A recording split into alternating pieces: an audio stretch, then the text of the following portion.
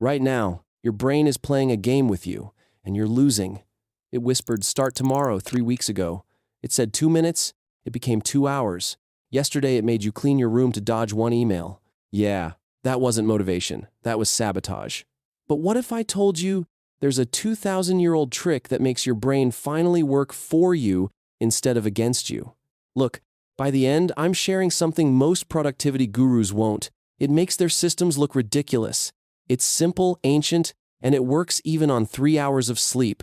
Stick around, the last part will flip how you get things done. Your brain said we'll start in 5 minutes. Somehow it's 2 a.m. You're holding cold pizza, still scrolling, learning trivia you don't need? We call ourselves lazy. But here's what nobody tells you. Your brain isn't broken. It's doing exactly what evolution programmed it to do. Avoid discomfort, dodge hard work, run from anything unfamiliar. The problem? In today's world, comfort doesn't keep you alive. It keeps you average watching others win while you refresh the same apps. But there's this ancient battle-tested method that literally rewires how your brain responds to hard tasks. It's called the Lotus Method. No, it won't make you levitate or love 5 a.m., but you'll get a 5-step blueprint to override resistance, sharpen focus, and finally do what you keep avoiding without crawling across mental hot coals. Step 1. Why your brain sabotages you.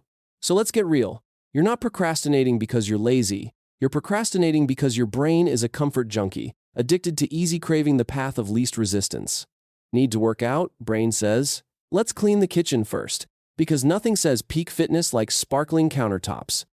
Need to start that big project? Brain says.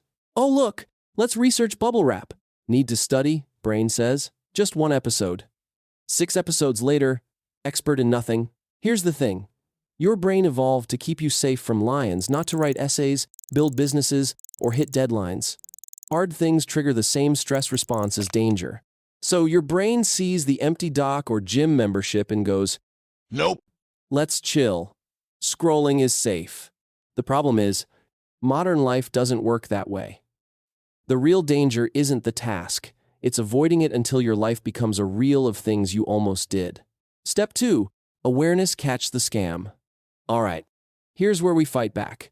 Buddhism calls it monkey mind thoughts swinging branch to branch, allergic to effort. The Lotus Method starts with one simple move. Notice when your brain pulls this stunt. Just catch it in the act. Awareness turns the invisible into the visible.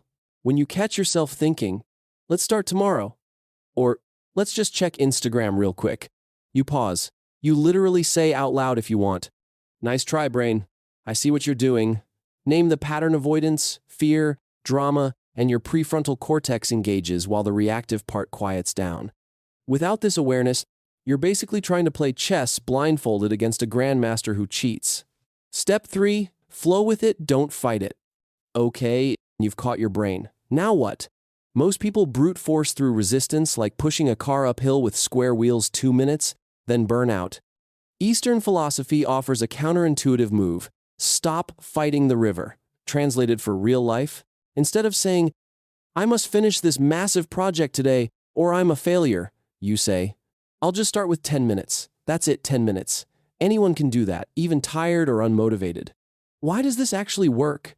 Your amygdala flags big tasks as threats. Small ones fly under radar like sneaking veggies into a smoothie until you're already moving.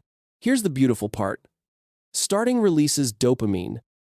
Builds momentum like pushing a car downhill. Things get easier. Pro tip. Pair this with what I call the gateway task rule. Make your first step so ridiculously easy that your brain can't object. Not write the essay, just open the document. Not work out for an hour, just put on gym shoes. Your brain shrugs. Okay, fine, and boom, you're in. You know what's wild? I used this yesterday, told myself I'd just opened my email. 30 minutes later, I'd cleared my inbox. Not from discipline, because starting felt safe. Fun fact, only about 3% of people actually apply this. If that's you, you know what to do. Step 4. Stillness, sharpen the blade. Imagine cutting wood with a shaking chainsaw. That's your brain noise. Notifications. A to-do list a mile long. Ancient monks use something called zazen. Sitting meditation. Really just letting the mud in your mind settle. Like when you shake up a snow globe and wait for everything to stop swirling around. Do the same. 5 to 10 minutes a day. That's it. No ritual. Just sit, breathe, exist. Meditation lowers cortisol and increases alpha waves linked to creativity and problem solving. A calmer brain sees puzzles, not threats. Look, stillness doesn't have to be fancy. Sit quietly. Focus on your breath. No phone, music, or podcast. Step 5.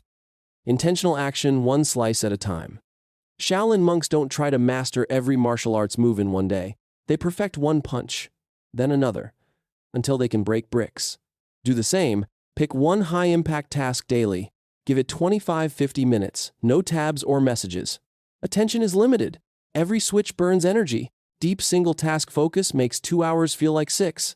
Multitasking is a lie. Your brain just switches fast. Pick one thing. Do it fully. Then move on. The cheat sheet at the end? Screenshot it. Step 6. Patience, trust the bloom. The lotus flower takes time to push through the mud before it blooms. No rush, no panic, just steady growth. Your growth works the same way. You'll be tempted to rush. But listen, impatience is just another form of resistance. Here's the truth. Progress is like compound interest. Nothing visible happens for a while. Then, everything happens at once. Skills click. Habits stick. Results show. Patience reduces decision fatigue, prevents dopamine burnout, and keeps you consistent long enough for real change. Think of every hard thing you do as one petal opening on your lotus. You won't see it in real time, but it's happening. Stop yanking the flower. It'll bloom when ready. Which step scares you most, the stillness, awareness, or patience? Drop it in the comments. You're not alone.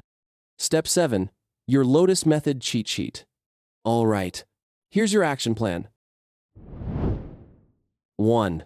Catch your brain's scam. Notice distraction. Make it visible. 2. Flow, don't fight. Start small, 10 minutes. One step so easy your brain can't say no.